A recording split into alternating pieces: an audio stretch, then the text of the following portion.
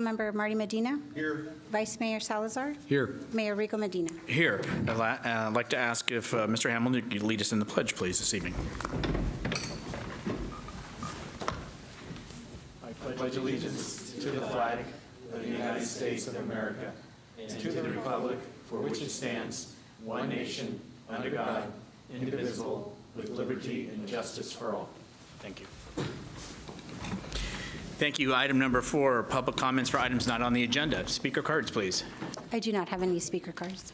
Okay, we will move on to item 5, announcements and presentations. We have a couple of items. First, the nomination period for this November's 2024 General Municipal Election opens on Monday, July 15, 2024.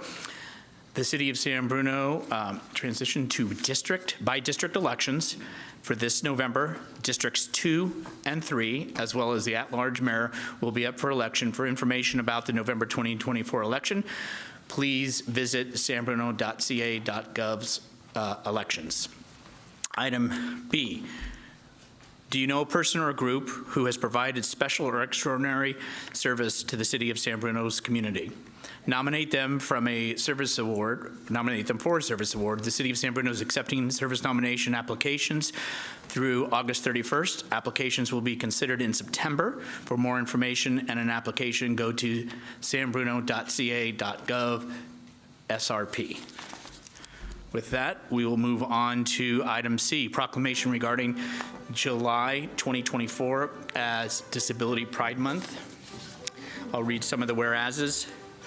This is recognizing again July 2024 as Disability Pride Month in the City of San Bruno.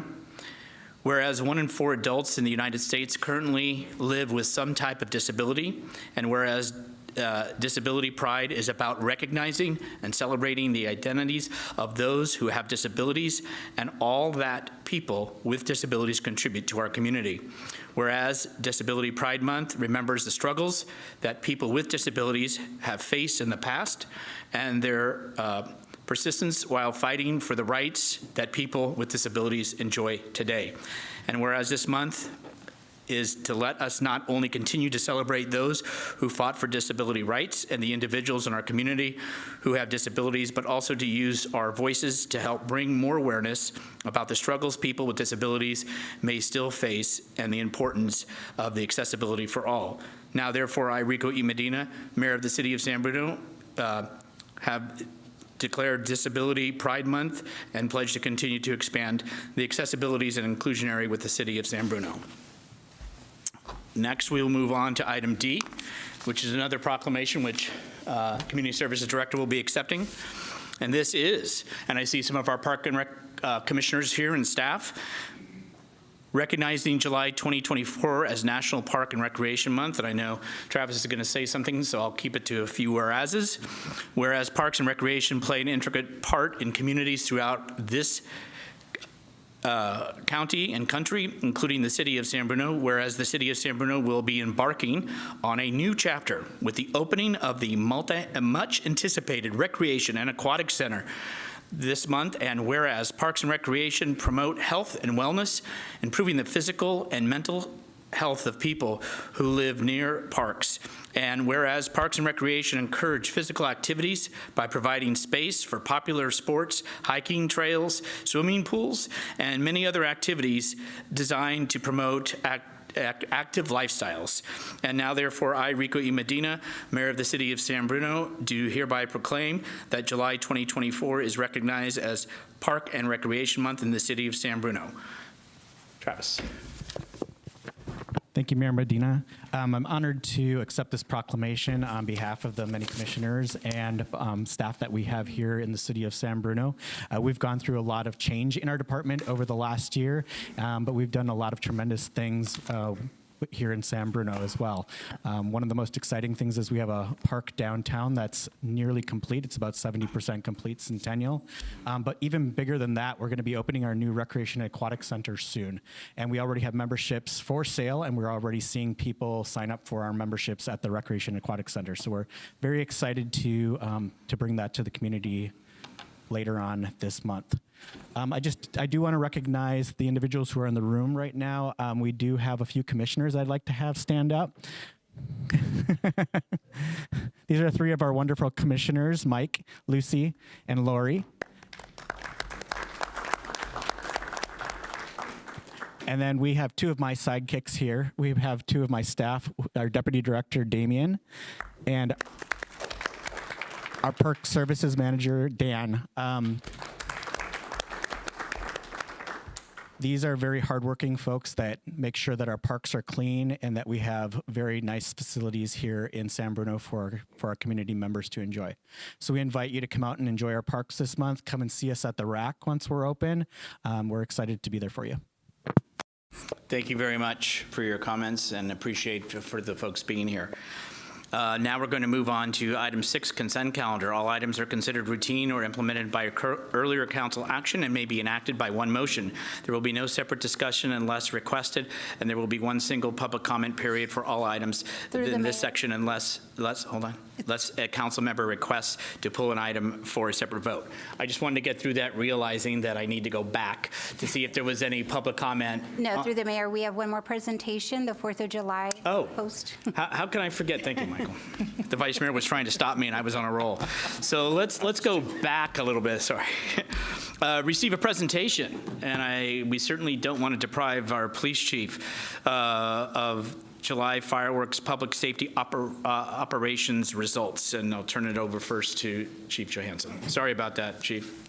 No problem. Thank you, Mr. Mayor, members of council. I am Ryan Johansson, your Chief of Police. Just a brief presentation this evening to summarize the results of the 4th of July safety operations, a report that you're probably accustomed to receiving on the heels of 4th of July each year. In terms of background, just a note that the 4th of July presents a number of safety challenges for the city. Certainly change mics here. Is that better? Okay. Yes.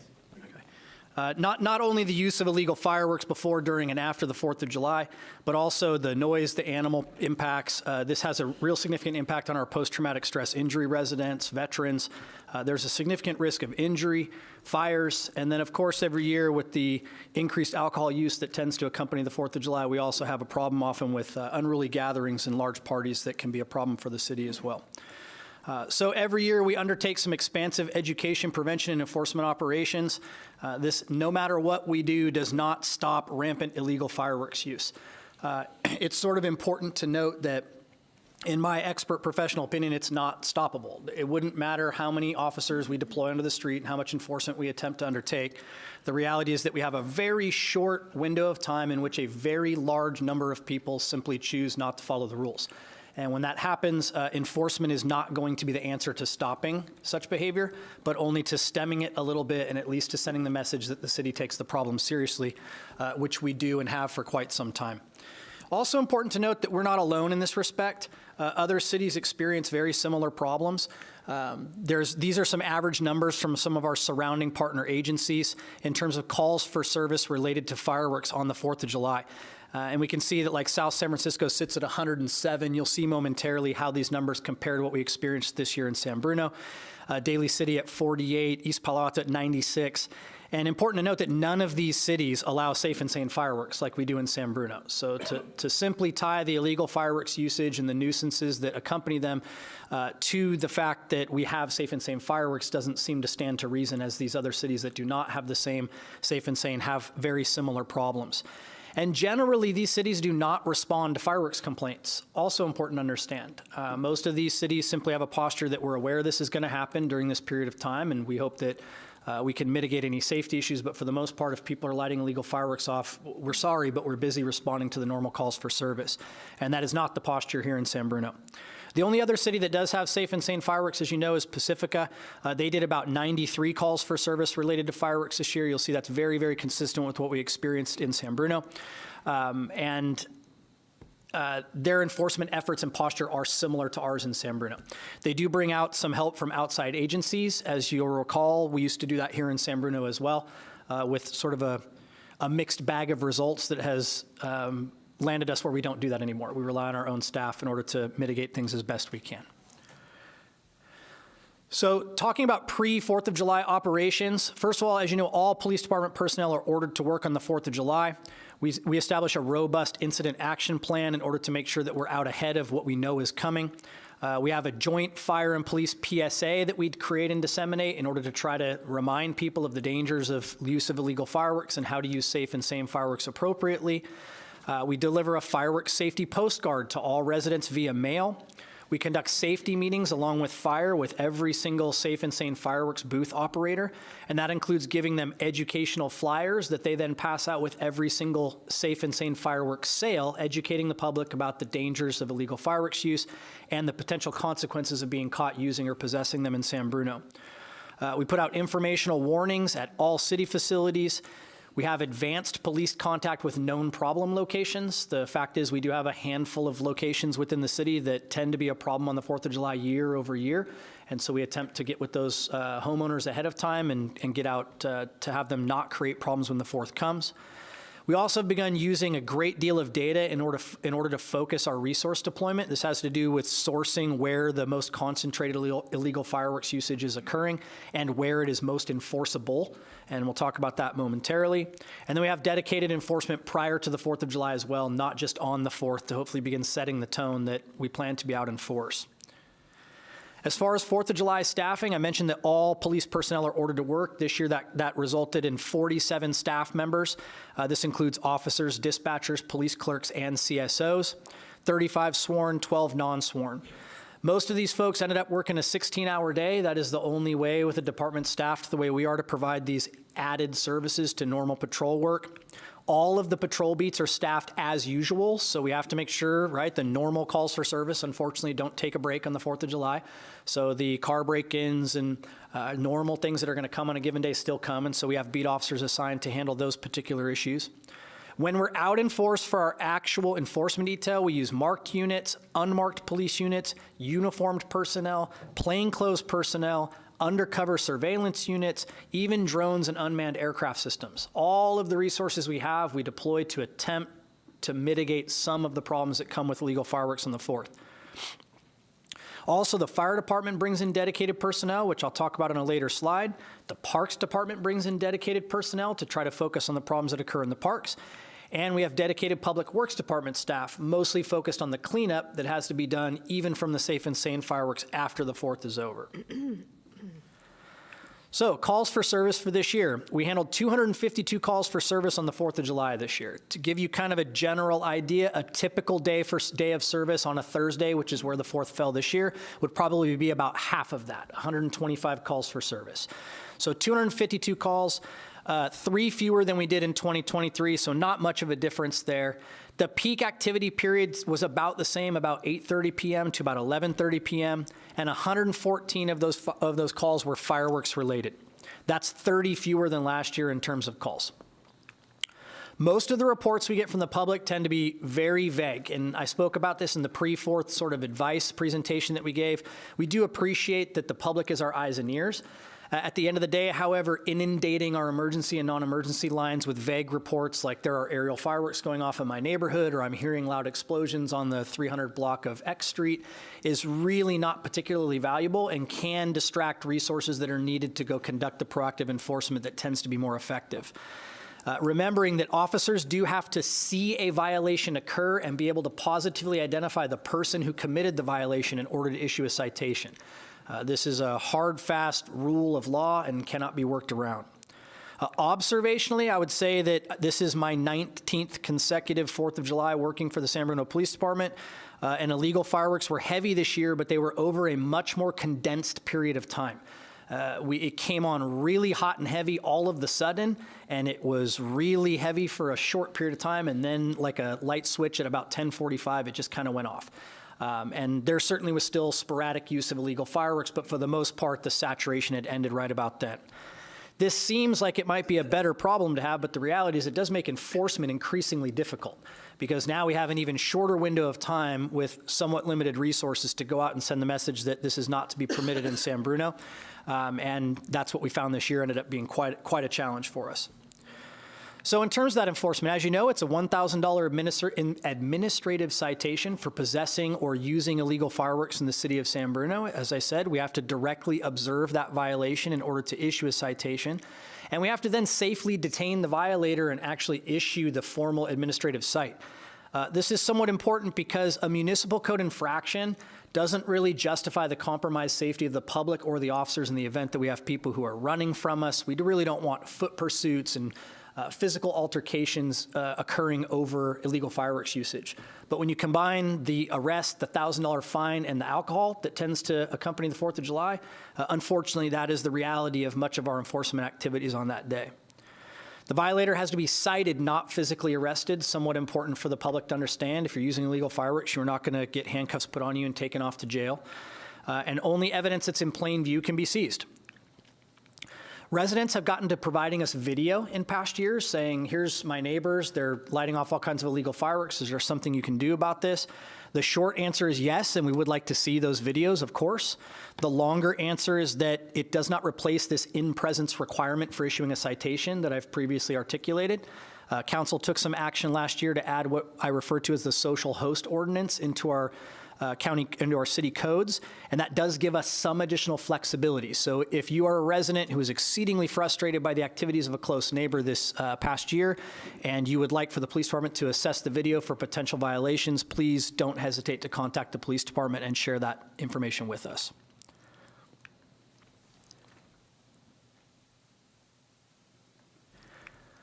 So enforcement data, citations down this year at 15. You can see in 2023 there were 26, then 25, 17, 38. It kind of runs the gambit, but this is a notably low year.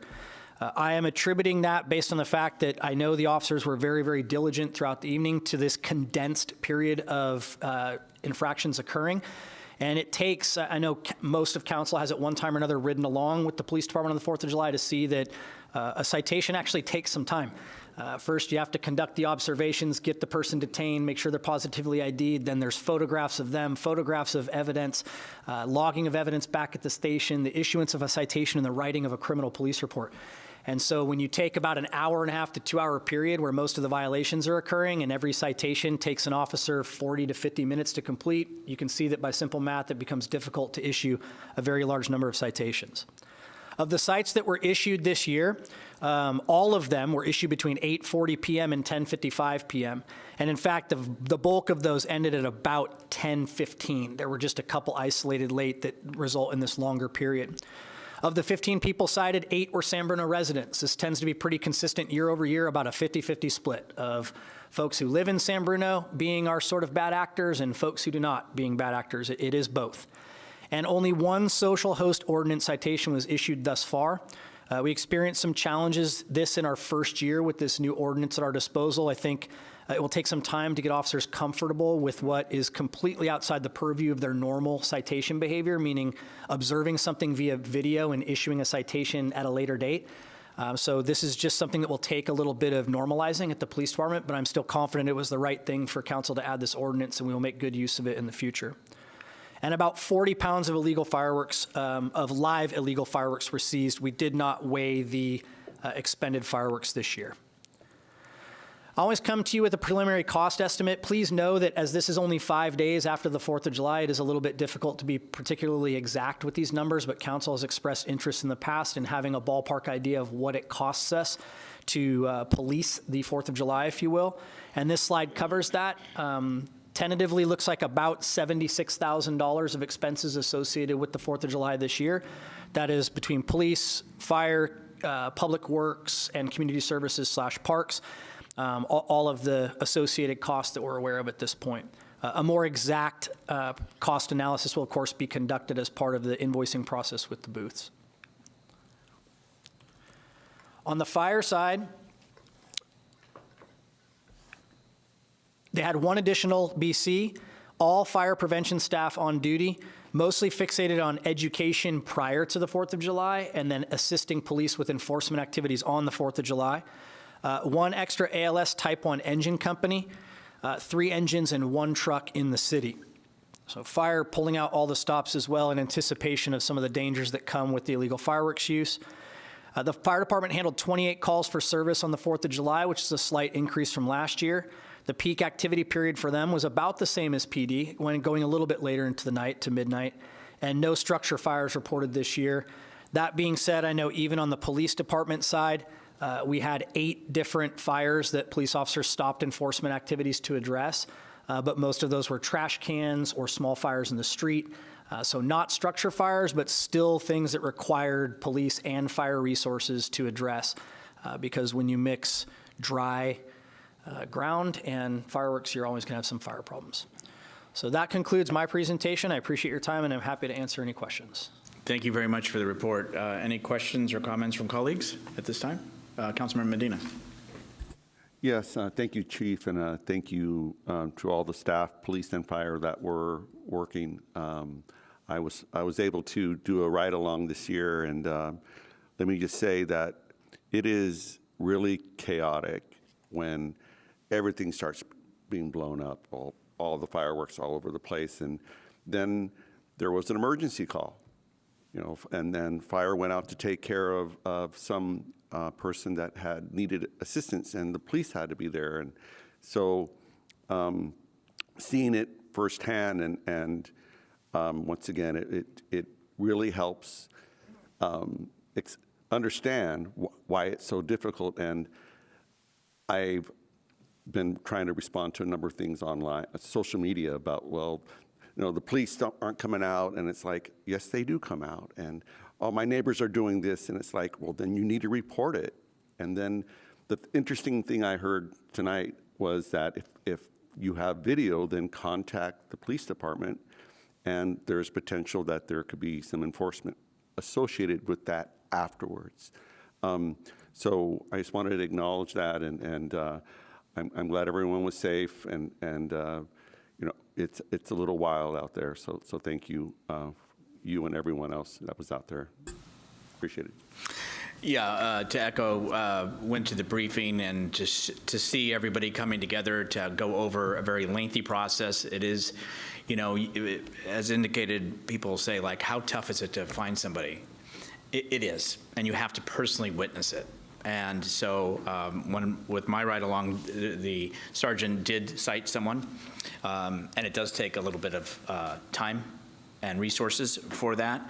But I do want to thank the staff for all of that, all the public safety, all the city staff. Obviously, there's a lot of work up to it and during it and afterward, so I appreciate that. And once again, my compliments, and we're blessed that we did not have structure fires. South City had a 3-alarm, 2 homes severely damaged, which some of our fire apparatus and personnel were being utilized there. But yes, it is a arduous process in which to try to do what you do. And so thank you to the men and women of both departments for their service. Is there any speaker cards on items 5, please? Yes, I have one speaker card. Matt Jones.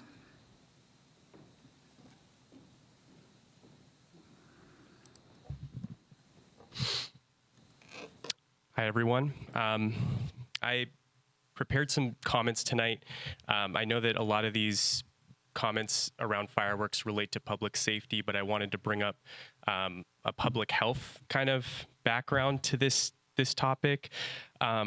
The Bay Area Air Quality Management District has issued a Spare the Air Day for tomorrow. They issued a number of them last week as well. And they actually issued a statement in advance of July 4th urging residents not to use fireworks, including safe and sane fireworks. They cited various reasons. One, they just said there's an unhealthy buildup of particulate matter pollution, but they said that also includes safe and sane fireworks. They spoke about metal salts that are used to produce colors, and that this can cause excessive smoke that can be hard for people who have respiratory conditions. I also wanted to cite, there was a KQED article that came out that talked about a number of other concerns that commonly get brought up, including impact on pets, impacts on veterans, which can trigger PTSD, and then, as I mentioned, air pollution, but also significant amounts of noise pollution, and not to mention the personal injuries and the fire risks. So given the fact that we're in a state right now that is basically a tinderbox, I think trying to ignite more things is probably not a good idea. So I just wanted to ask if the costs, outweigh the benefits here. And I know at a prior meeting, the city manager had spoken about the impact that it's had on staff, a number of different departments, the amount of time that's being used versus the amount of money that gets sent to different community groups here. And I think, and I don't want to misquote him, but I think he said something along the lines of, could we just give that money to those groups in a different way instead of going through this whole process? And I think it's something to be explored for next year. And I'm wondering what the path forward would look like to do that. For me personally, I don't think it's a tradition that San Bruno needs to have or to keep. And I'm wondering if there's something else the city can do to celebrate the 4th that doesn't involve having fireworks sales, even if they're considered safe and sane. Thank you. Thank you for your comments. Being no other speakers at this time, we will now move on to consent calendar. Are there any items for a separate vote on consent? Any items for comments or statements? I do have one on E. Okay, let's go to E. Consider adoption of a resolution establishing a work week and compensation pilot program for the city's unrepresented employees and updating the city's 2024 salary schedule effective September 1, 2024. I'm going to read a statement. The City Council is considering approval of a pilot program for its employees who are not represented by a labor group, including the Assistant City Manager and the Administrative Services Director / Chief Financial Officer. The pilot program establishes a 36-hour work week with no reduction in salary and provides various other updates to the benefit and compensation plan for unrepresented employees. With that, are there any speaker cards? Yes, one speaker card, Matt Jones.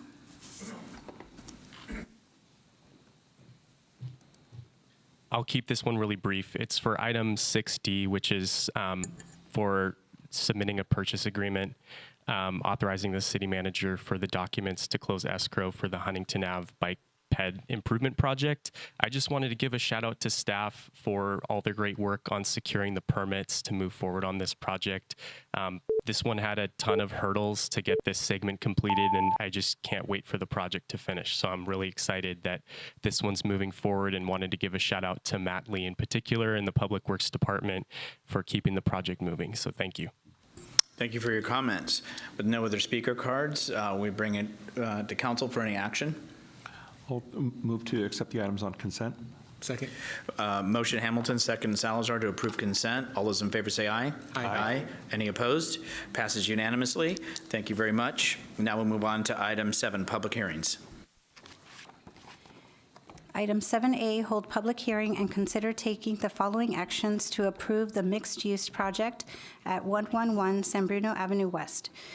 Introduce read by title only and waive further reading of an ordinance amending the zoning map to rezone APNs 020-121-350 and 020-121-360 from Planned Development District PD to medium density. Mixed Use District TOD1, adopt a resolution conditionally approving a tentative tract map, density bonus request, architectural review permit, and affordable housing plan to allow the construction of a new 5-story mixed-use building with 46 residential units, approximately 2,670 square feet of ground floor commercial space, and 48 total parking spaces.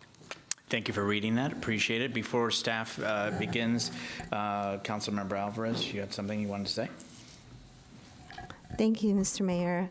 I just would like to disclose that on June 28th, I had a meeting with the owner, Mr. Larry Lee, to discuss the overall progress of the application, catch up with what happened and whatnot that's supposed to happen, catch up with the team, and he handed me over a traditional Chinese cake.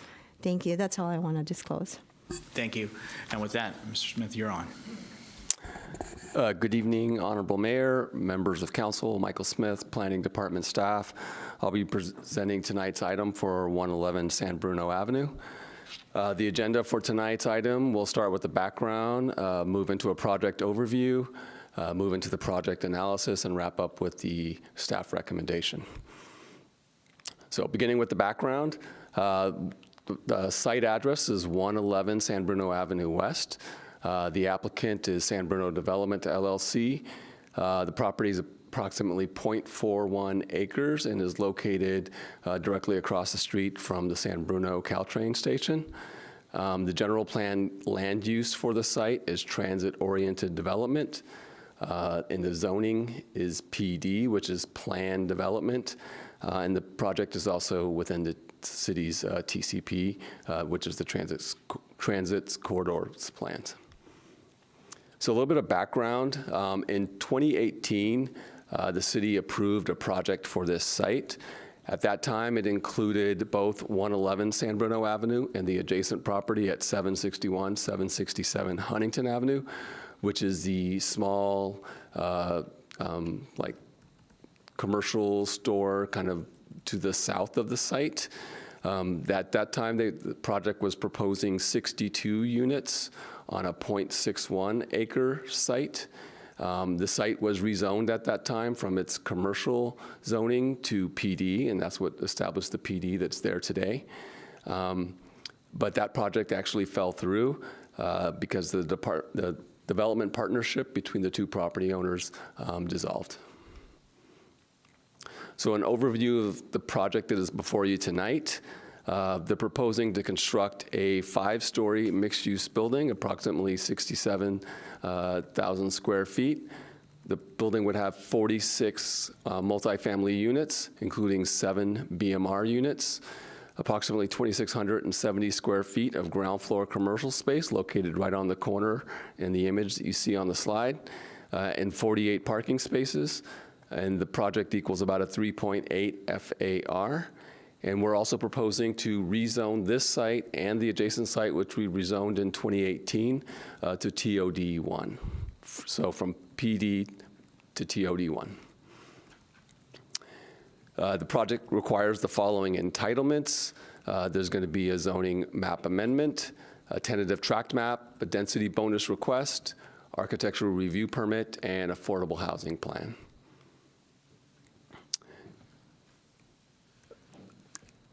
Also included in the project is a lane removal on Huntington Avenue. That's shown on this slide. So Huntington Avenue currently has 3 lanes going southbound. As it hits San Bruno Avenue, one of those lanes turns left. The other 2, you can either turn right if you're in the curb lane or go straight across that intersection. That lane next to the sidewalk will now become a right turn only lane and will not continue across the intersection. And that is because they'll be doing enhanced pavement and sidewalk in front of the subject property to make it a more pedestrian-oriented feel to that corner. So as I said, this project was approved in 2018. A similar project for this site was approved in 2018. So on this slide, you see the current proposal up top and the 2018 proposal on the image below. As you can see, they're very, very similar. So this is essentially the same project, just smaller. So moving to the project analysis, the applicant is requesting a 50% density bonus for the project. And along with that, they're requesting different waivers and concessions. And those waivers and concessions are listed and bulleted on this slide. The applicant is also requesting use of AB 2097. This is a law which exempts the city from imposing parking requirements on housing sites within a half mile of transit. So the parking that is being provided for the project, which is 48 parking spaces, is technically being provided voluntarily. And so that would be 46 parking spaces in mechanical parking lifts and 2 parking spaces that are located at grade level. And those are all within the commercial, are all within the parking garage. There's no commercial parking for the 2,000 square foot retail space on the ground floor. We did environmental review for the project. I'm not sure if you recall, but for the previous project, we prepared a document which showed that there was going to be no additional impacts outside of what was done for the TCP EIR. And for the revised project, we did the same. So the project is still considered to be exempt from additional secret review. And this is a little bit about the rezoning. So in the image on the right, in the blue, you see that's the PD zoning that was established in 2018. And that PD zoning was only for that site and only for that project. So now that that project is no longer viable and is not moving forward, it doesn't make sense to keep that PD. So we are proposing to rezone it to TOD1. That is the same zoning as all the rest of the properties on the Huntington Avenue corridor and the San Bruno Avenue corridor. This will make it easier to manage these properties as they change uses over time. And although they're not here today, the owners of 761, 767 have been notified of the zoning change, and they have no objection. As far as public comment, we received one email for the project claiming that it wasn't providing enough parking. And then we received an email this evening from someone who I believe is going to speak to you later on it, who a number of council members were included on that email as well. And then for Planning Commission, the Planning Commission reviewed this project at their meeting in June, and they unanimously approved it. So moving to staff recommendation, we are recommending that you introduce an ordinance tonight, amending the zoning map to rezone the two properties in question from PD, which is the planned development, to TOD1, and then adopt the resolution conditionally approving a tentative tract map, density bonus, and other entitlements for the actual project of 111 San Bruno Avenue. And this concludes my presentation. I'm available for any questions or comments you might have. Thank you very much for the information and presentation. Are there any questions from colleagues at this time on the presentation? Chair. Vice Mayor. Thank you. So my questions are around the traffic flow because we're changing the lane configuration, and I remember discussing this when the project came to us before and the design was the same. And I'm wondering about what we know about the traffic flow into downtown and whether we're expecting a significant delay or an impact in the ingress of traffic to downtown because of that, because we're removing a lane coming into it.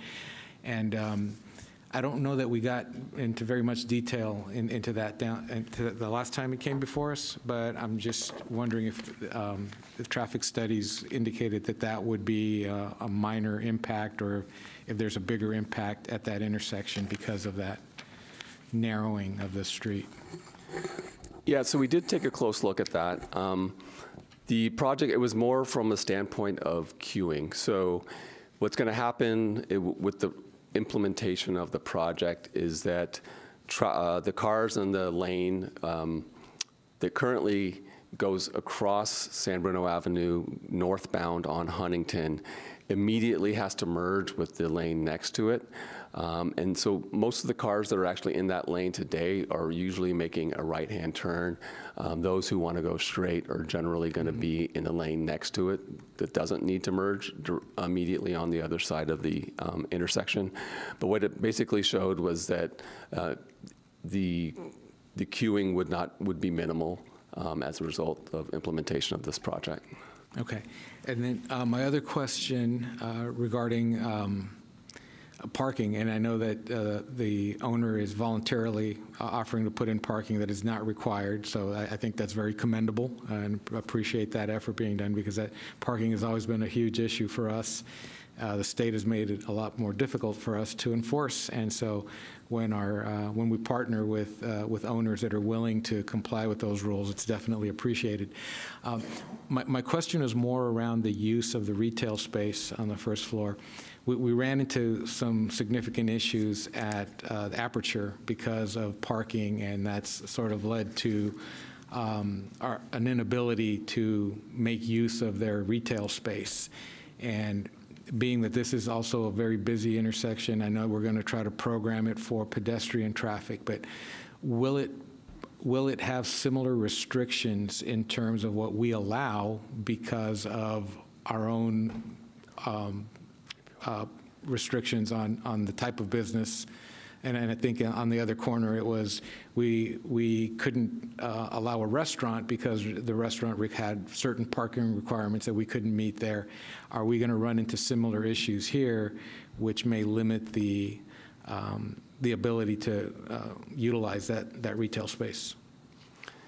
To answer your question, this new retail space will not have those restrictions just because state law has changed so much since that project, since the Aperture project was approved, that any business going in there does not need to provide parking. But the site is small enough, it's only 2,600 and change square feet, that the intensity of a use that would go into a space that small is not likely to be that large anyway. Okay. All right. Thank you. Yeah. Any other questions at this time on the presentation? Okay. This is a public hearing. Let's see speaker cards, please. I have 3 speaker cards: Eli Robles, Nick Martin, and Matt Jones.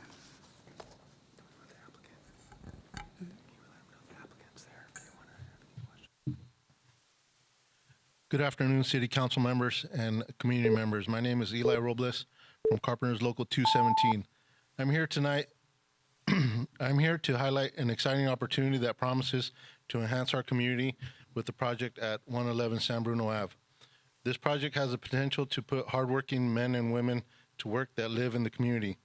By hiring a responsible contractor that does the right thing by paying a livable wage with area standard wages, providing health care, and hiring from an accredited apprenticeship program.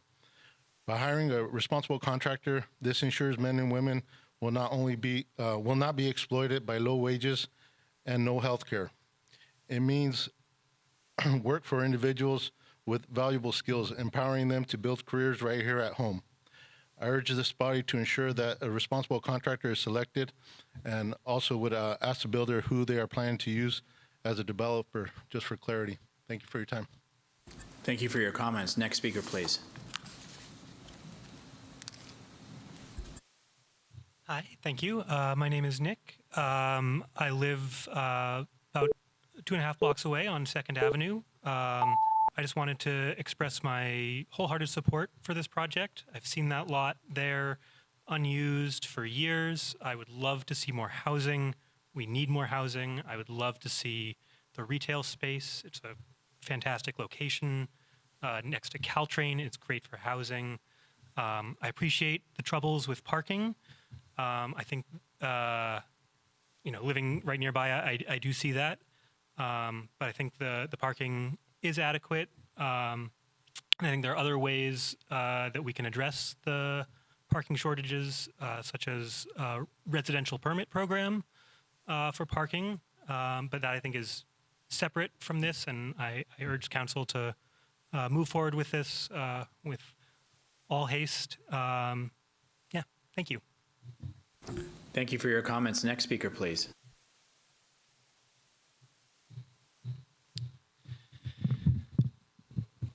Hi, everyone. So for this item, I did send an email a little bit late to staff, and I apologize that it came in late.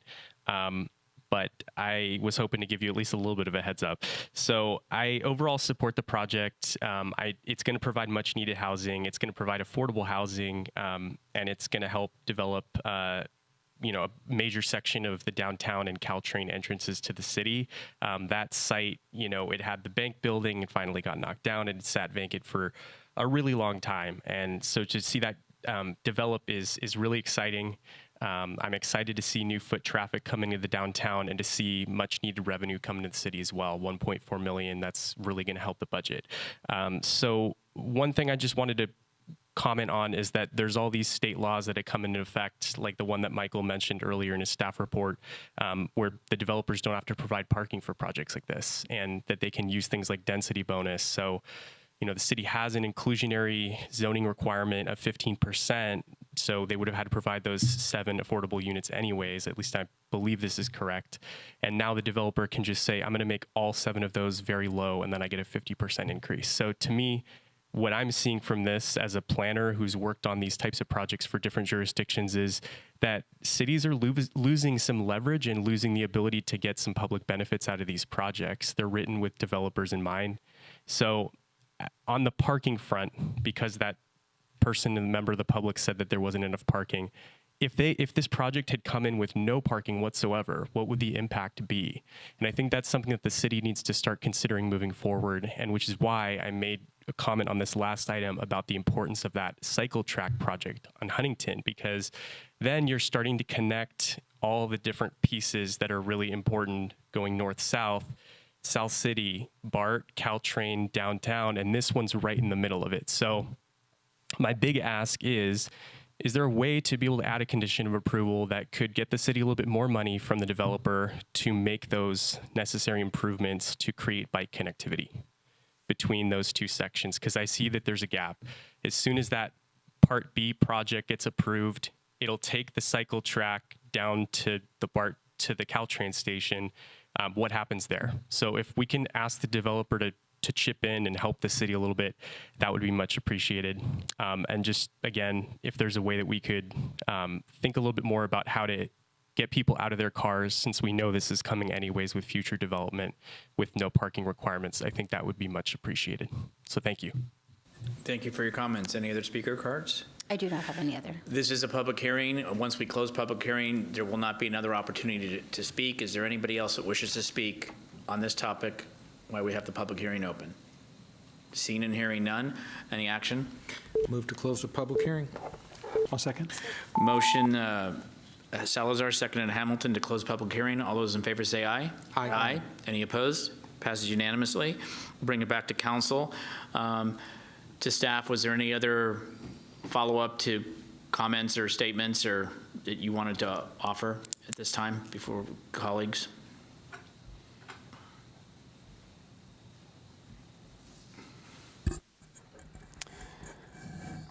I will add that regarding the comment that was made about the cycle track and the lack of funding, the city adopted the development impact fees for projects specifically, and there is a bucket specifically for infrastructure.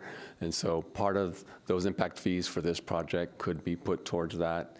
But that is the appropriate mechanism to pay for city-funded projects like that. And it's already in. Thank you.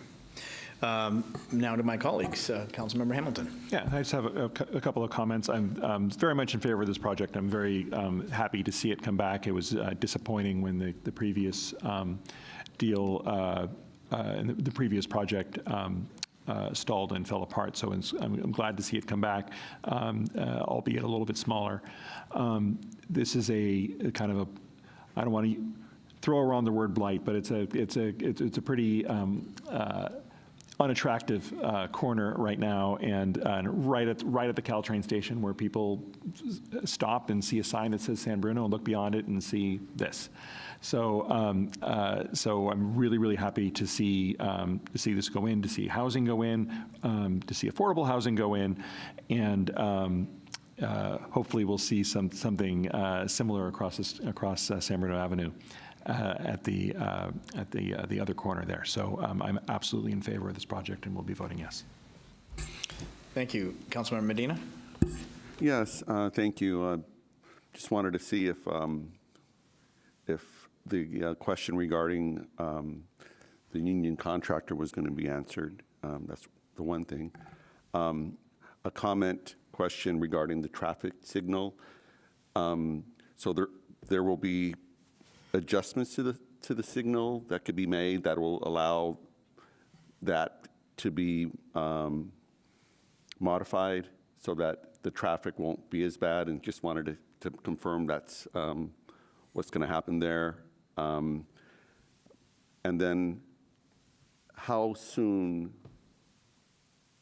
is the developer expecting to proceed? Like, is it, of course, submitting the permits in and getting that reviewed, but just understanding the schedule, if the developer could share that with us. And I wanted to commend the developer on providing the parking, and from my understanding of it is developers could, by law, not put any parking, but I think it's very wise that developers do put in the parking, because they are expecting that parking space to be very valuable to their residents, and it's going to, at that corner especially, there's not too many spaces for parking, so I wanted to commend the developer for that.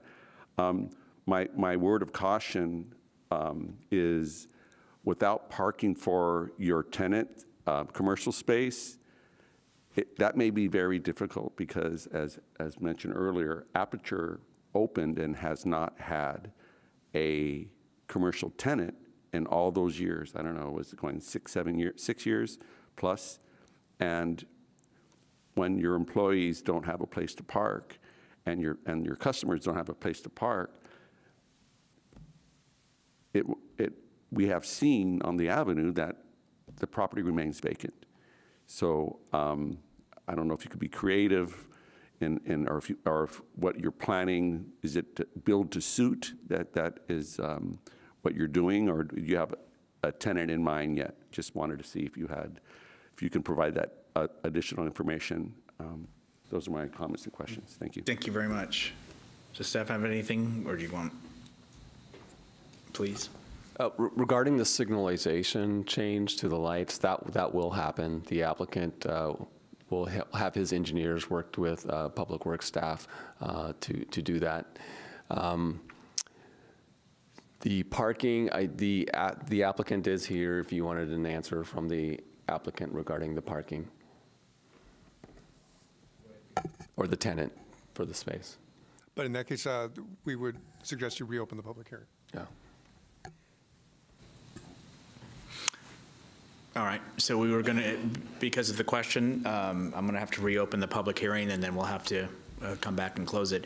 So there was a couple questions, and I know the aperture was made, but I think, as Mr. Smith said, that was a different time with different laws and rules, correct? To where the retail, as you indicated, at the new location at 111, things have changed, right? So you can't even require it. I know it might be the right thing, or a convenient thing, but am I correct? Stated that? Yeah, that is correct. Again, businesses this close to transit do not need to provide parking. It is unclear whether, because I think you raised kind of a different situation, which you're saying that because it didn't have enough parking provided at Aperture for the commercial space, that it was unable to attract a tenant. And I'm not sure if that was the case, because I know that they did come forward with different tenants at different times for the space, but at that time we did have the parking requirement, and so those tenants kind of didn't fit based upon a parking demand. But if they were to come forward today, I think they still are within a half mile of transit, and so things might be a little different. Okay. Did the applicant wish to, I think it was on construction was one thing. What was the other thing? Yes, Mr. Mayor. Construction. Does anybody who wants to speak on behalf of the applicant or the applicant, as far as if this gets approved tonight, what the timeline might be? Or I don't know if that's too early, or? We do know that the applicant will be submitting within the next month for their permits and plans, and it usually takes anywhere from 3 months to 6 months to get through that process. There is a tract, a final map that's involved with this project as well, so that will need to be recorded before permits are issued. So there still are some things to be done, but it should take anywhere from 6 months to a year. Okay. Did that? Sure. So is the public hearing closed then? No, I had to open it It's back open, up. all right.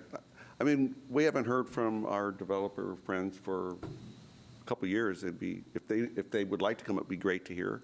Well, if they wish to, they can. Right, no, But they didn't put any speaker cards in either. Got it. The labor question. from That's right, public. you had asked about carpenters. Yeah. So the question came from the council member as far as the union, the gentleman who spoke. Is there any?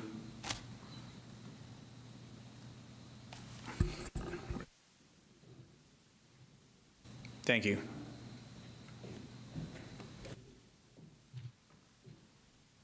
Your Honor, Mayor, and Council Member, I'm owner Larry Lee of this project.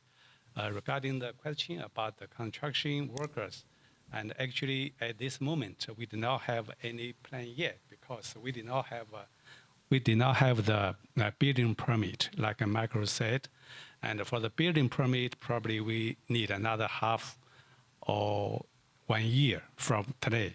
So, at this moment, if we go to any general contractor to talk with them, they will not even talk with them because we don't have a building permit yet. So I cannot answer your question at this moment, what kind of, worker we will use. We don't know, what is the building permit were, issued. Okay. Sure. No, just relaying the question that was asked. Okay, Wanted to thank make you. sure. I totally understandable. Yeah. Yes, thank you. Thank you, sir. Thank you very And much. you're welcome. Councilmember Alvarez? Thank you, Mr. Mayor. I was going to ask, is the proposed zoning to accommodate the building permit, but you did answer that question. So after tonight, after we vote, we will rezone the proposed project. That will be for the purpose of the entitlement. And from tonight, how long would it take to go through because from what you mentioned, after tonight, if we pass it, they will have to submit the building permit. But for the rezoning, wouldn't it be for entitlement, or are they still have to go through the planning commission meeting? Well, they've already gone through the planning commission meeting. The rezoning is needed, but it's really because the zoning that exists today, which is called planned development, was specifically put in place in 2018 for the previous project. That previous project is no longer moving forward. So this TOD zoning is rezoning it the same thing as everything else that's around it, including the San Bruno corridor and the Huntington Avenue corridor. So if you looked at a map today, you would see this property stood out. Its zoning would stand out today. After we're done, it'll match everything else, and it'll be easy to regulate uses there and whatnot. As far as putting the zoning in place, they're allowed to submit a building permit. It would not be approved just as a normal course of action for several months as they go through rounds of review. But we wouldn't approve it before the zoning was put in place. And that rezoning does require another meeting. Well, hopefully the item will be on consent in a few weeks and come back before you, similar to Crestmore, which you guys saw a month ago or so. So it's a similar process, but nothing will be issued for this project until that zoning is in place, which should happen pretty shortly. Thank you. Okay, any other questions, colleagues? All right, so I want to go back and close public hearing for the second time, so can we do that? Make a motion to close the public hearing. Motion? Second. Motion, Hamilton, second, and Salazar to close the public hearing. All those in favor say aye. Aye. Aye. Any opposed? Public hearing has been closed. With that, we'll bring it back to council for any further deliberation and/or decision. I'd like to make a motion to approve the item as read by the clerk. Second. Motion Hamilton, seconded Marty Medina, to approve as read by the city clerk. All those in favor say aye. Aye. Any opposed? Passes unanimously. So thank you for being here. Thank you for your input. Also, I know Councilmember Hamilton made mention about the site, but I also want to thank with the parking, but I also want to thank because I think anytime the phone is, they reach out, you clean it up, you've kept the fence up, and so you've tried to keep that as best possible, and so that's appreciated as well. So thank you. With that, we're going to move on to conduct of business, please.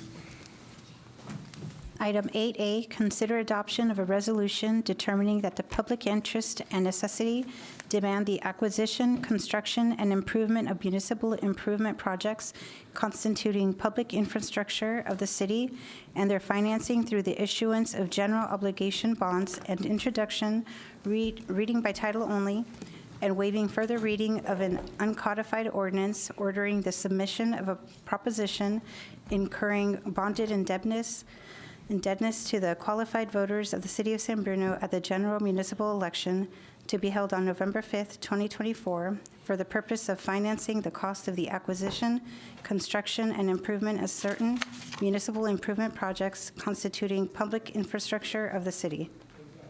Thank you for reading that. City Manager. Good evening, Mr. Mayor, members of the City Council. Just as a general reminder to you this evening, this is a part of your process for approving, putting on the ballot a new general obligation bond. And this is one of your council strategic initiatives for last year, and we are making progress on this. And so I'd like to introduce the city's Chief Financial Officer, Nick Pigueros. Thank you. Thank you.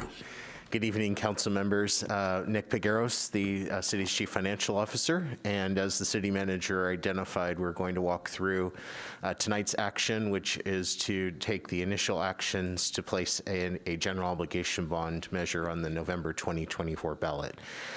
Specifically, we're asking the City Council to adopt a resolution of necessity, and I'll go into what comprises that, as well as introduce an ordinance to submit the bond measure to voters. By way of background here, this all started back in May of 2023 when the City Council adopted its priority initiatives. Included in that was a effort to explore a 2024 revenue measure. On December 12, Council established a ad hoc committee comprised of Vice Mayor Salazar and Councilmember Hamilton to explore the revenue measure with staff. We returned to you on February 27th, and Council gave direction for staff to pursue a general obligation bond analysis. On May 21. The committee met and reviewed the community priority survey results and recommended that those move forward to council. And then at your last meeting, 2 meetings ago, council received the survey results and directed that this item return to council tonight. Tonight is the first of 2 meetings. We're seeking the first of 2 meetings to take enabling actions to place the measure on the ballot. The resolution that's included in the packet, the purpose of the resolution is to indicate that it's in the public interest and necessity, demands the issuance of GO bonds, general obligation bonds, to finance authorized improvements. And as listed in the resolution, there are 3 primary areas. The first related to stormwater system, the second is streets, and the third is fire stations. The second action that we're the second item we're seeking council action on this evening is to introduce an ordinance which identifies the purpose of the bonds, the estimated costs of improvements, and accountability requirements.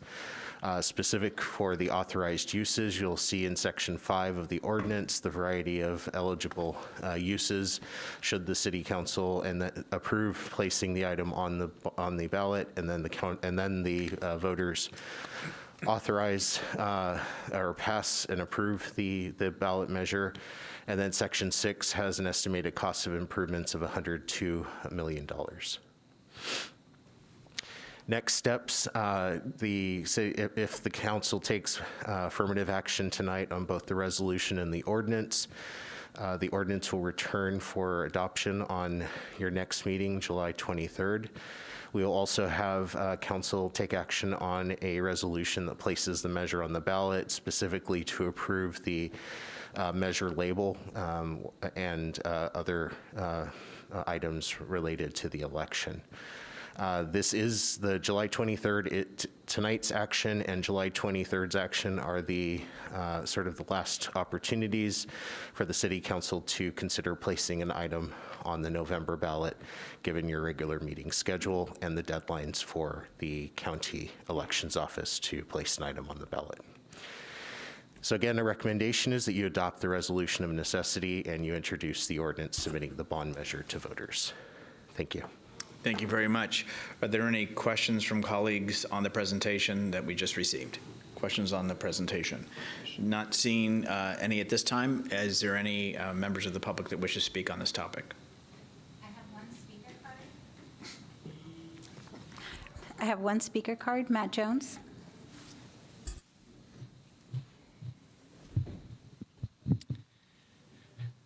So for this item, I generally am a fan of general obligation bonds that are related to infrastructure, and I think the timing with the state measure works perfectly. I'd love to see it go to 55%. I think, you know, needing 2/3 to raise bonds or taxes to me is ridiculous. That's just my personal opinion.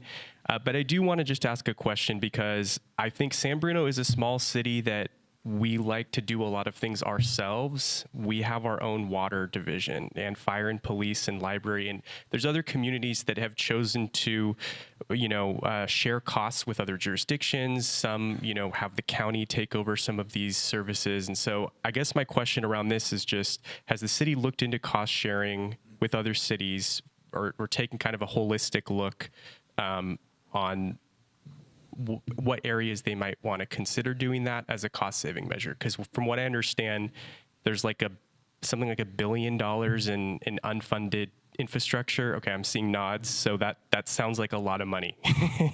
And this is only going to cover some of that. So that's part of my questioning, and it's not to single out any department, but I think, you know, it's the question before us is we're focusing on roads and we're focusing on the fire department, and there's all these needs. And so I'm just wondering if there's a general idea that the city has of, you know, what does a roadmap look like?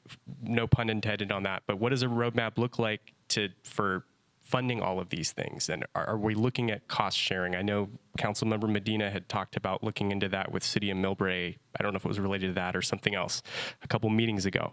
The other thing I wanted to bring up is I was chatting with different residents who I would say are medium to highly engaged residents, and that they follow a lot of what's going on in the city with local affairs, and they didn't seem aware that this was coming in this November. So just general awareness of the public. I know with election season, probably people are going to be focusing on a campaign around this, but just, you know, what's the strategy that the city would have on sharing this important information with the public to get the support needed, especially if the 55% measure doesn't pass? And then the last thing I wanted to ask was, we have a citizen oversight committee for Measure G. It would be great if we had one for this. City of Oakland has one for Measure KK, which is an infrastructure bond that was adopted in 2016 when I lived there.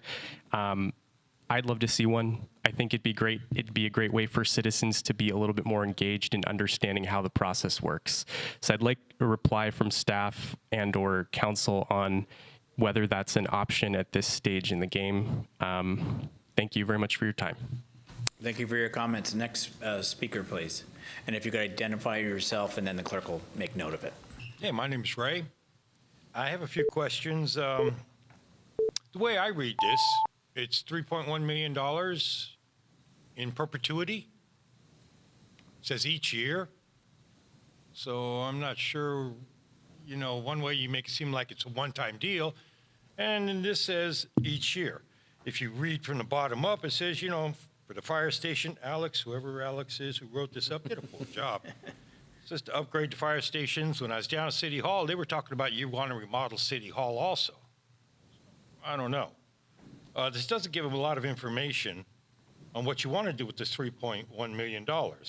Here it says, continue or accelerate maintenance of city streets. Does it mean if you don't pass this, you're not going to maintain the city streets, you're not going to fix the potholes? The best one, I love this picture. Kudos to whoever took this little picture here. Let me blow this up a little bit, a little bigger. See, the water department did this little repair, which does absolutely nothing. Water's going to come down here.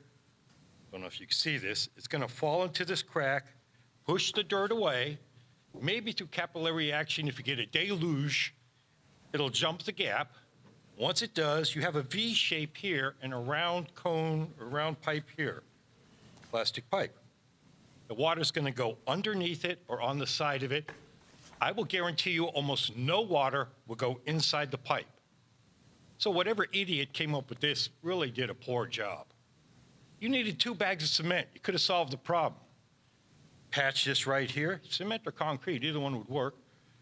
Put a 6-inch strip of concrete going up and down the V, pressing this into it so water doesn't have anywhere to go on the sides or underneath, and then a little waterway so that the water comes down, has a ramp to go up in through the pipe. This you just wasted your money on and makes the city look bad, especially if you're asking for more money. My complaint has always been the water department, which is the biggest waste of money that this city has, I think, and we have to do something about that, guys. Each council member on the end has my email. I'd like to invite each one of you guys up to Sherry's. A little coffee, a little pie. If you're hungry, I'll buy you lunch. Nothing early in the morning, please. Please take my advice and come. I could show you how the city's just, it's not that you need the money, you piss it away and you have no idea where it goes. Thank you. Thank you for your comments.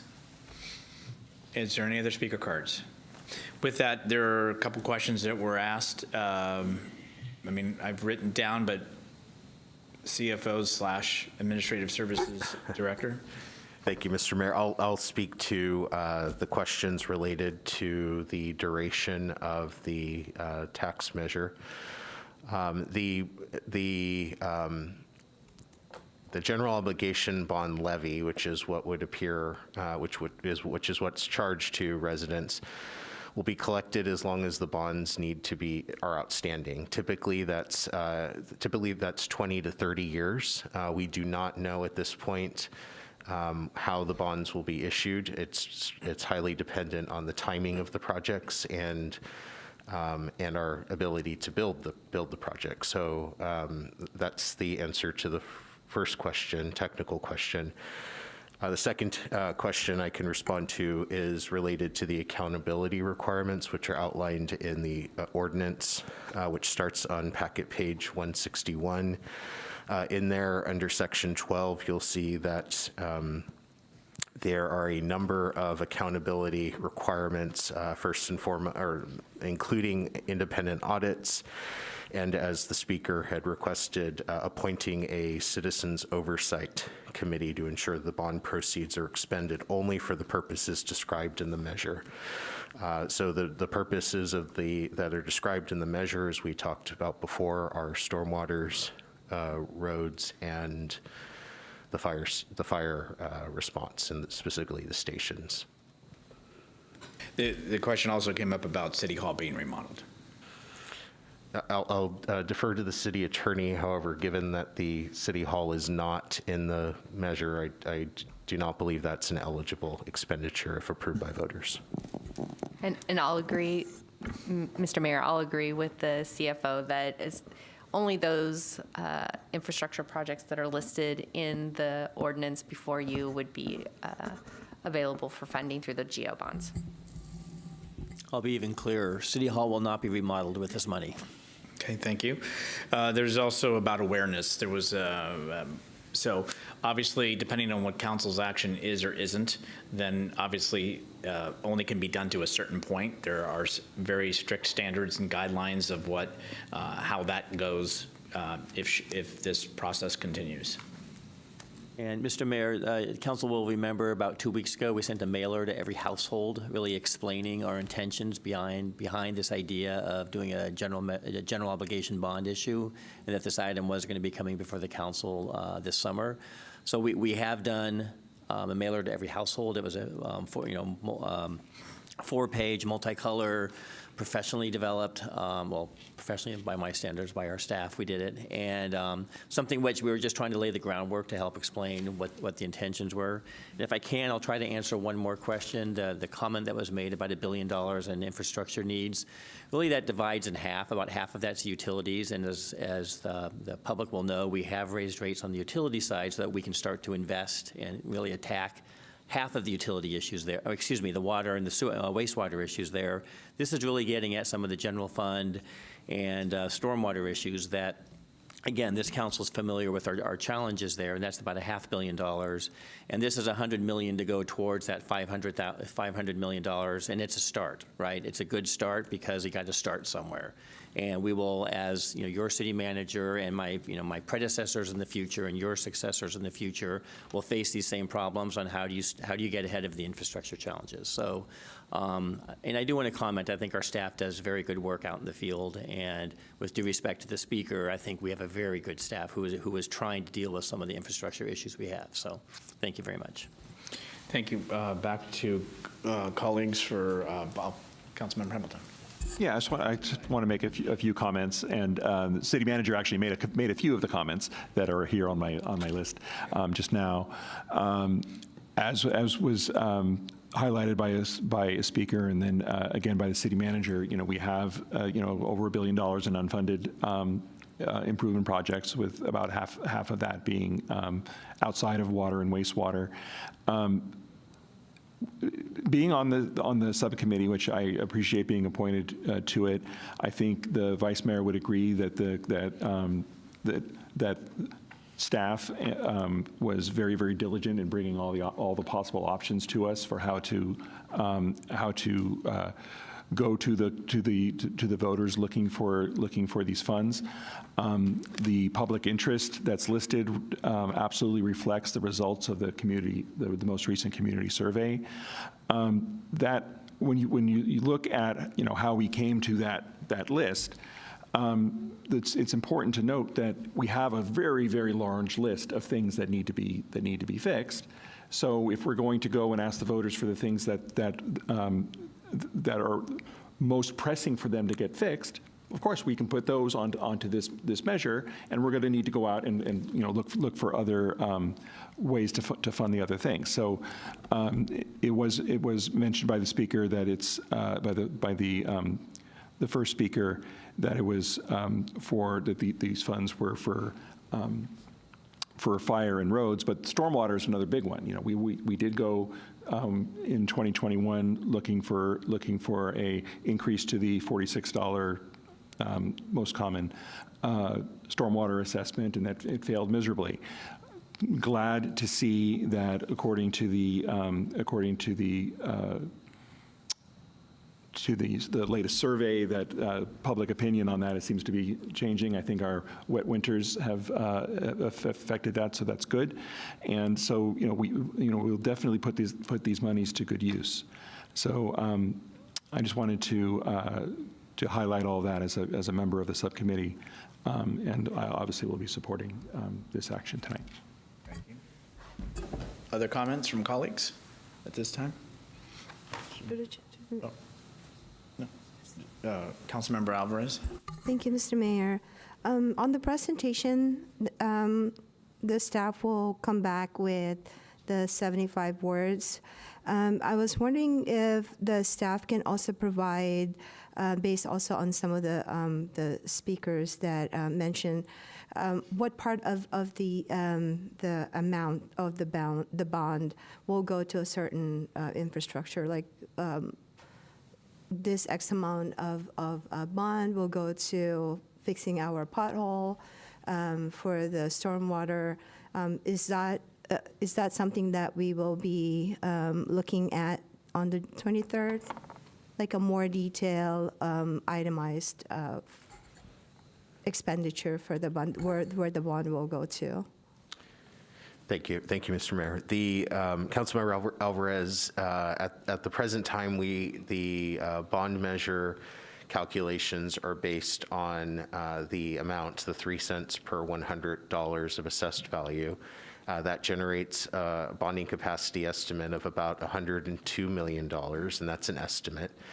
As the city manager mentioned, the unfunded infrastructure for street, stormwater, and fire stations are approximately in the neighborhood of $500 million. We won't know how those funds are allocated between the 3 projects until we actually go to design and build and bid and construct those projects.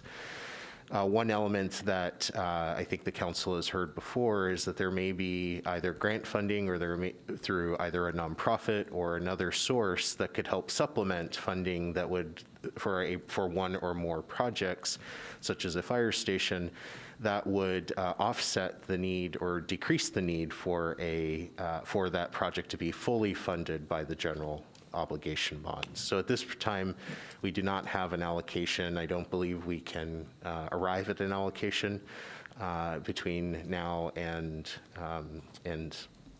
until we design the projects and bid the projects, we couldn't really identify an allocation. Thank you. Other comments? Councilmember Medina. Yes, thank you for the presentation. It's always been difficult when it comes down to asking the public for more money. Acknowledging that it's only because we really do need these additional funds to do the things that need to be done. I wanted to clarify that for the paving, it's to accelerate the paving that is currently ongoing. When we pass Measure G, we have maintained a very clear and distinct limited use of those funds. It is reviewed by a resident commission or board? Committee. Oversight committee. They have pushed back to the council, and the council has specifically limited where we're spending the money. And it's because that we have that additional amount of revenue that we have been fixing more streets than ever. As a former public works inspector here, the amount of work that has been done by our staff in the last couple of years is probably more than all the paving in the last 20 years. And with that amount of revenue that we have in place, we're going to continue doing that. Having this additional revenue source is one more place that we can draw funds from to get more done. The key thing to remember in everything that we're going to be doing forward as we reinvest into our city is that the longer we wait to fix any one thing, the more expensive it's going to be down in the future. I have a number of friends that have told me, you know, I'm thinking about not voting on that. There's no way I can vote on that. I don't want to pay anymore. And it's like, understood. But the longer we go without fixing our city, the more expensive it's going to be in the future. Just wanted to clarify, because when we try to do the stormwater tax, parcel tax, we had some strong opposition from people who were like, you know, I see that you want to do it, but I just can't let it go on forever. It has to have a sunset. And so just to clarify that as the information goes out to the public, that this is a limited amount of time.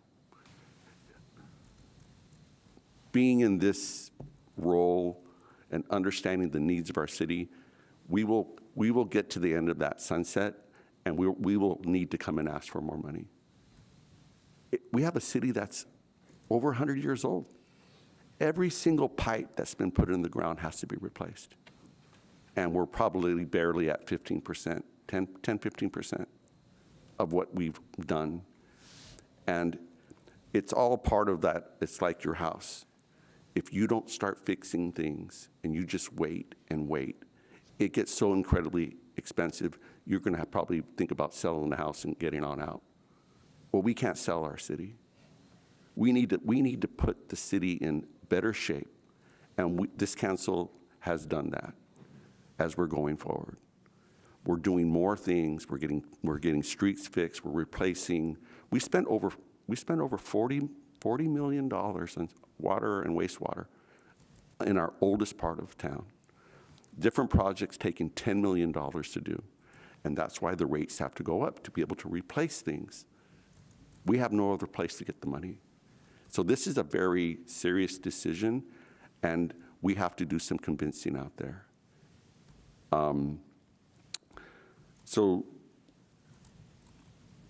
We can always find a photo of something that wasn't done right, but when was that fixed? Many years ago, who knows? There's plenty of locations of V-ditches broken up and down all around our hills. The longer you wait to fix them, the more expensive it's going to cost and the more damage it's going to cost. The stormwater system that our city has is so far behind of being maintained, and it's corroding. So each time we deal with something that breaks, we're looking at $400,000, $600,000, $1 million. This is going to be difficult to sell. There's a number of residents that are like, well, my street lights are still out. Why you guys can't even keep the street lights on? And it's like, well, that's an example. We have an old system that has failed. They no longer make components for that system. So we try to fix something, it breaks. We try to fix something, it breaks. We can't keep on putting Band-Aids on all our infrastructure. We have to replace it. Every single water tank that's up in the hill, it has to be replaced. It has a certain life. So we have a lot of work to do to convince our community that this is the right thing to do. We have a proven record with the additional funds from Measure G of spending them appropriately, and more things are getting done than ever. So if we can clarify the sunset, I think that's really, really important as we put that into the literature. And one of the reasons why a number of our residents may not know things, because look around the room today. We got 3 residents here. Who wants to come to a council meeting? Very few people. There might be 100 people watching this tonight. There might be 150 that are going to watch it in the next week, and that's it. We're all too busy, having dinner now or talking to your kids or getting ready to do something else. But and thank you for being here, all you 3 of you that are here that went through the time to be here. I hope that you will eventually join and have the understanding that this is the right thing to do. I love the berry pies at Shari, so I'll be happy to go over and have it. I'll pay my own. So that's pretty much it, Mr. Mayor, of the questions of just that, but how difficult this is, but how important it is. We have to rebuild our city, and you got to do it street by street, pipe by pipe. And it gets more expensive every year. So from that, I got the question in regards to sunset. Staff?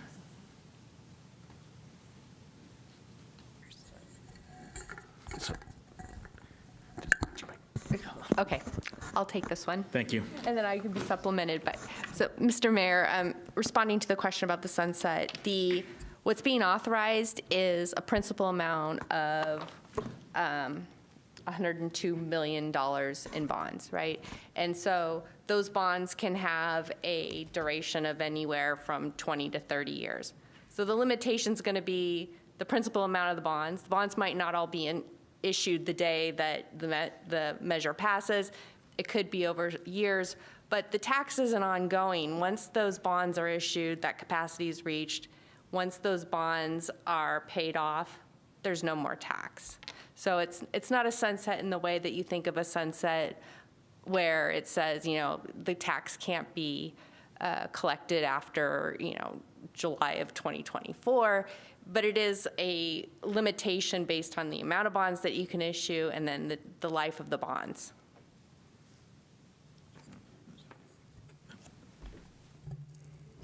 So, Mr. Mayor, and that'll be summarized somehow in the literature so that what that question, we can answer it and there is a limit. Sunset or there is a limit. It doesn't go on forever. Yeah, thank you. This measure is specifically for more detailed items. I know a lot of times folks will say, my gosh, you've put a laundry list forward. But it is to say these are the items that are important to the community, that are important to the needs of the city. And again, the PCI, which we talked about the streets and the roads, we have maintained so that the percentage, which I believe is 63% or somewhere around there, doesn't continue to drop, but obviously we want to have that elevated up. Also, as far as staffing is concerned, CFO, can you address that this is not one of those things?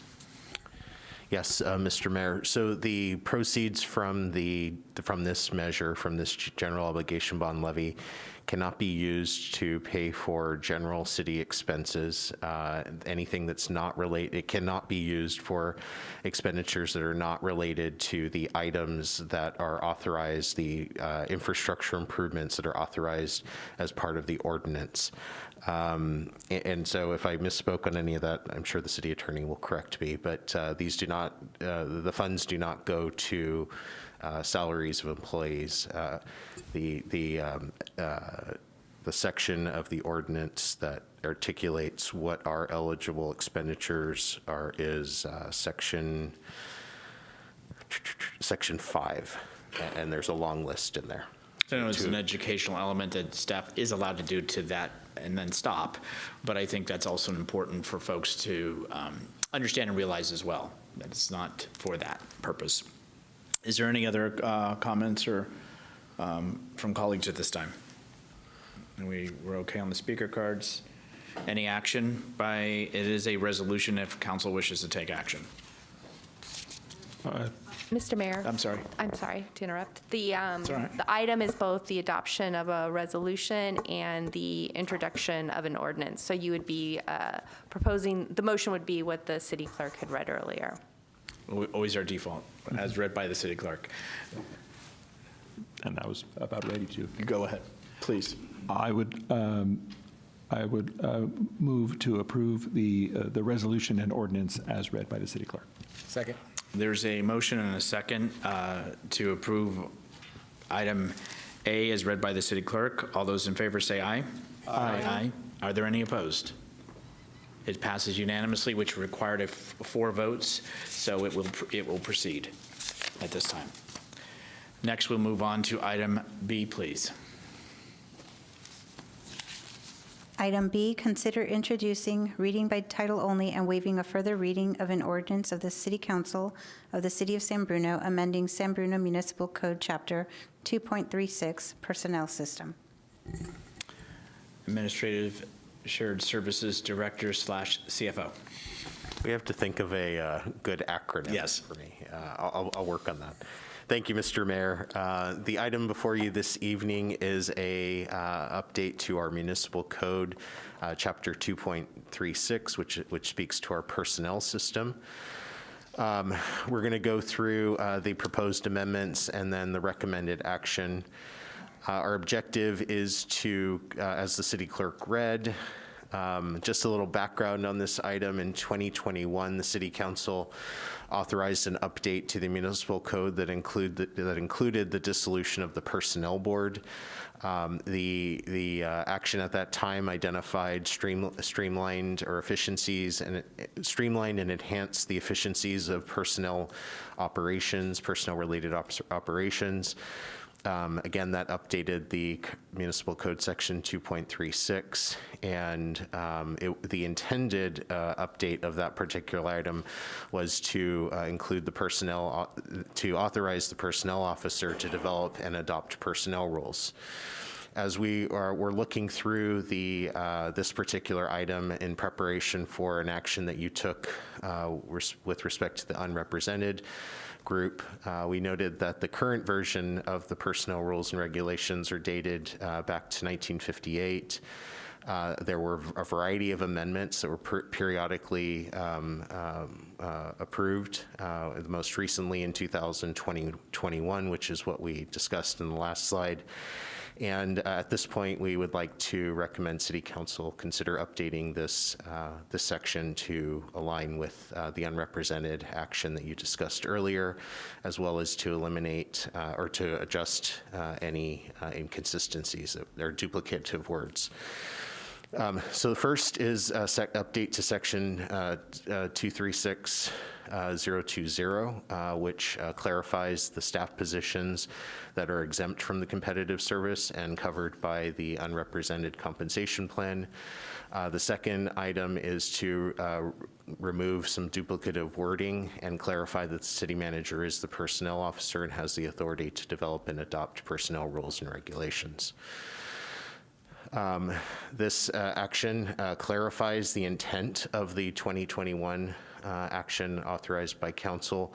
There is no change to the authority that the city council has, specifically related to the compensation plan or the budget staffing plan. So again, tonight's recommended action is to consider the item read by the city clerk. And with that, I'm happy to answer any questions. Thank you for the report. Are there any questions from colleagues on the report? Are there any members of the public wishing to speak on this item? Thank you. Any comments or action by colleagues? I'll make a motion to introduce the ordinance. As read by city clerk. Second. Motion Salazar, second, and Alvarez. All those in favor say aye. Aye. Any opposed? Passes unanimously. Thank you. Item C. Item C, consider adoption of a resolution authorizing the receipt and expenditure of $91,970.55 in Department of California Highway Patrol CHP grant funds to facilitate the fiscal year 2024 to 25 Cannabis Tax Fund Grant Program pursuant to fiscal year 2024 to 25 CTF-GP Law Enforcement San Bruno Police Department Award Number 17930. Thank you for reading that. Police Chief Johansson. Thank you, Mr. Mayor. Members of council, once again, I am Ryan Johansson, your Chief of Police here in San Bruno.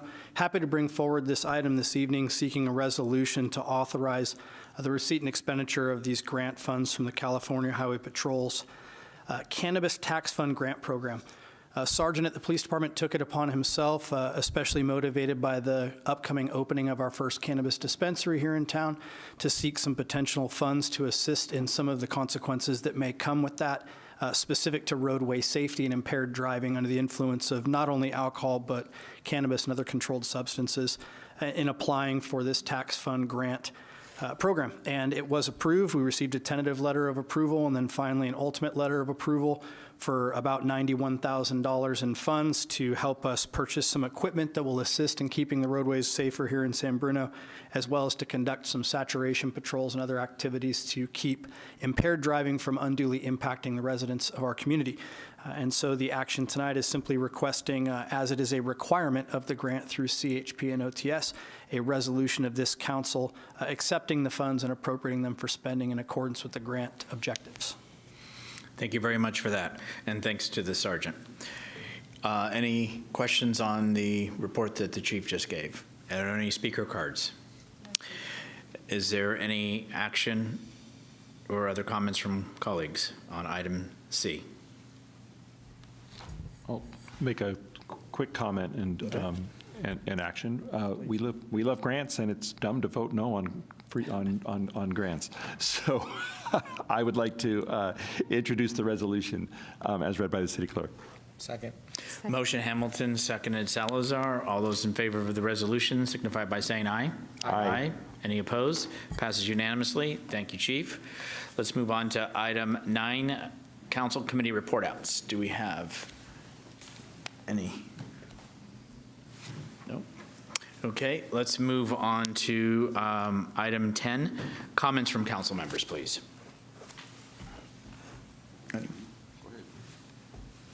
You have one? Councilmember Alvarez. Thank you, Mr. Mayor. I just want to acknowledge the team effort of the staff, the city manager, assistant city manager, and the Parks and Recreational director for fixing the issue on the sidewalk issue in front of the Ponderosa Park entrance. It was fixed in such a short amount of notice, and I really appreciate it. Thank you. Thank you. Any others at this time? Councilmember Medina. Yes, thank you, Mr. Mayor. Just wanted to share and hopefully build upon the excitement of the Recreation Aquatic Center. I mean, we're here in July, and in a few weeks, you'll be able to go for a swim, play some basketball, enjoy a brand new Recreation Aquatic Center. So I just wanted to kind of get that going. I posted a couple social media posts and got really highly favorable responses. So it's fantastic. The second thing isn't probably as favorable, but as the District 4 council member, I think it's my obligation to share this with the council. First, I want to acknowledge the new signage that has been installed throughout downtown. It definitely helps assist our downtown customers to the 8 parking lots that are spread across our downtown. And yet every day I'm contacted by residents and business owners about some of the difficulty they're having with the street enforcement ending at 8 o'clock, the enforcement on Sundays. Something that kind of we briefly talked about was the confusion around the zones and how if somebody could go to one of the parking lots and your license plate number's in there, and if they could drive to another parking lot, shouldn't that license plate still show up somewhere in the surveillance system to go, that car paid in lot 3, but it has another 32 minutes, so we're not going to give a ticket. The other question that I didn't have an answer to was, or I wasn't aware of, was if you pay for a parking meter if you park where there's a parking meter and you don't pay, it's a $50 fine.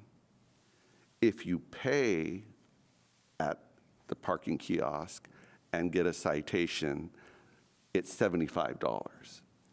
So it seems a little odd and I'm not sure, just wanted to bring it to staff's attention if that is something that we should fix, because you're better off, well, you don't want to get a ticket, but you get a smaller ticket if you don't pay the first time instead of just going ahead and park, and you get a larger citation amount for at least trying to comply. I did meet with some people today that weren't in the downtown who just were commenting on how the change is difficult, and it's hard convincing people of these changes.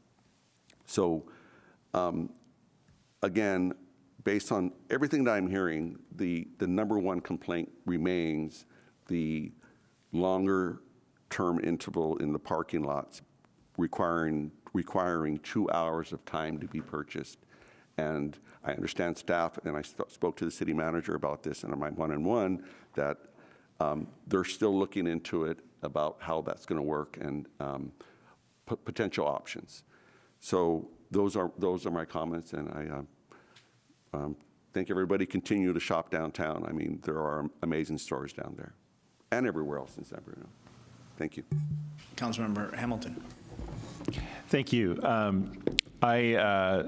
I have one short comment about the downtown parking, and then another comment. So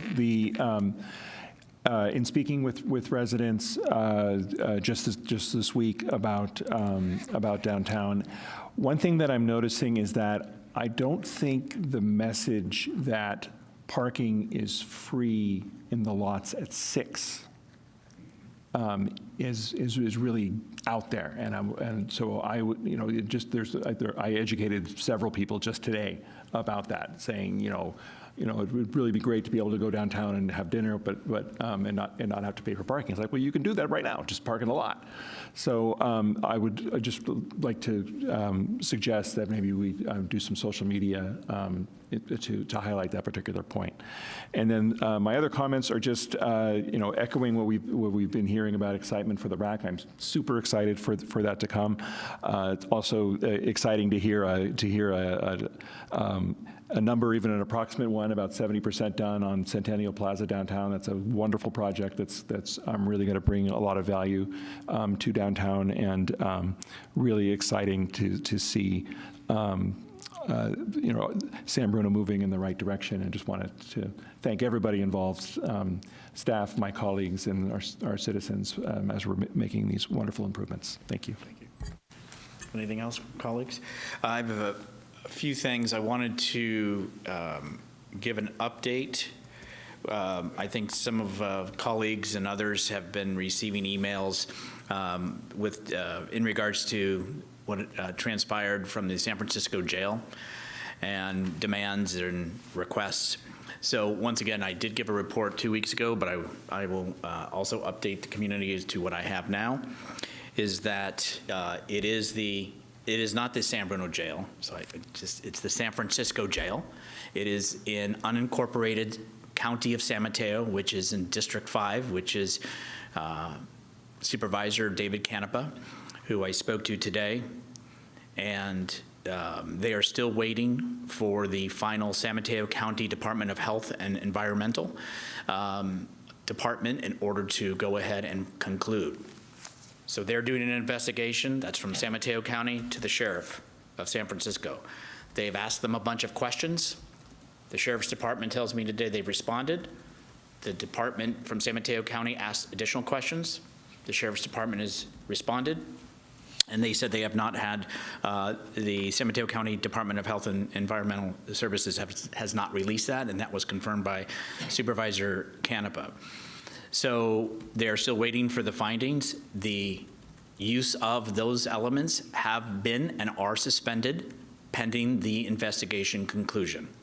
As I stated 2 weeks ago, I and those that met, Councilmember Alvarez, Board of Trustee Member Gusti and Blanco, do not believe this is something that should be returned, but this is in the jurisdiction of the County of San Mateo, and Supervisor Canepa is and still is interested and working on it and dealing with it from that level. As was indicated, the Sheriff's Department did apologize, took responsibility. They're not sidestepping that. So they have done that. When it comes to other elements of us passing something, that's just within our boundaries. That goes into the jurisdiction of the County of San Mateo. And as far as compensation, that is, again, not the city. This is nothing that the police department of the City of San Bruno or its jurisdiction or this town or this city had responsibility or condones. And again, we're moving forward not only just about the Portola, but there's Church of the Highlands. There's other folks that live very close to this site. So we're looking at long-term. So that is, and in addition, communications that I stated last time. What happens when there's a breakout? How are people notified? What is the process? What is the metrics? How is that deemed? How is that determined? So that everybody feels that they have that information and that they are aware of what is transpiring. So I just wanted to give that quick update. I also want to congratulate all those that participated in the Dale Wilson 4th of July tournament here in the City of San Bruno. It was great weather, great tournament.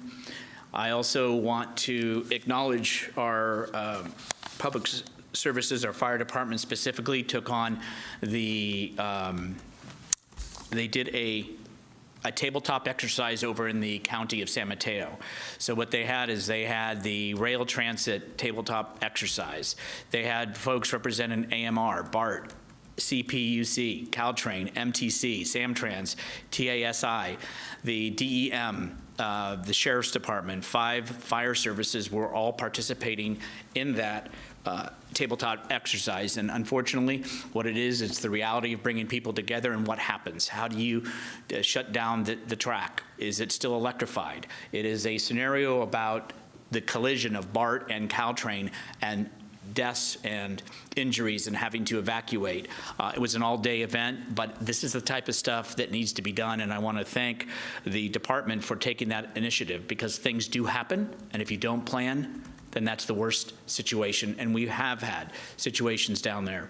So I want to commend them and thank them for that. I happened to be there, and some of the information and stuff that they use and to try to plot and do this, I think, was very commendable, and I want to appreciate that. I also there was a gentleman that was here 2 weeks ago, and he spoke at the city council meeting, and he wanted to thank the staff and the community for their outpouring and their support and how he loves San Bruno. And he followed up with an email. He said I could read it. Hello, Mr. Mayor. I was the one who spoke this week at the council meeting about how helpful the city and the community has been during this difficult time for our family regarding construction problems. People were apparently watching on Zoom and have been reaching out to host us for meals, play dates for the kids, and more. We really do have a wonderful community, have a wonderful weekend, Eli. So he said I could read it, and I thought that is just, again, another positive about this community. With that, I do want to end on as we begin to go to adjournment, on a moment of silence and remembrance for Greg Pierce. Greg Pierce, as many of you may know, as we had commissioners here, he was a former Parks and Recreation Commissioner. He also is a person who volunteers. He's been the past president of the San Bruno Rotary and the past president of the San Bruno Lions. As I said, former Park and Rec Commissioner from 10/24/06 through 7/31/2015. You could always find Greg cooking pancakes or barbecues for the Lions Club. He always wore 2 aprons, they say, when the Rotary Club was involved with the event. He truly gave to both organizations. And he is truly a service above self motto.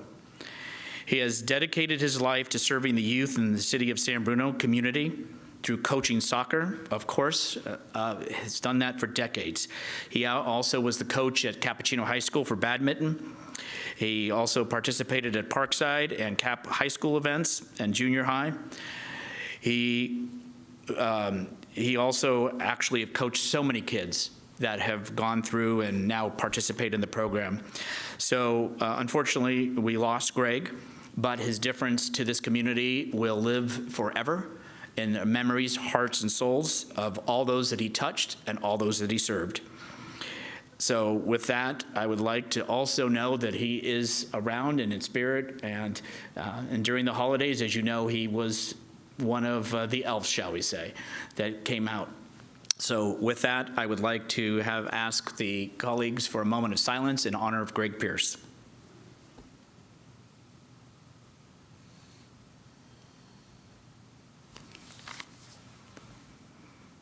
Thank you very much, everyone. And with that, we're going to go ahead and adjourn this meeting to the next regular City Council meeting, which will be held on July 23rd, 2024 at 7 p.m. Meeting adjourned.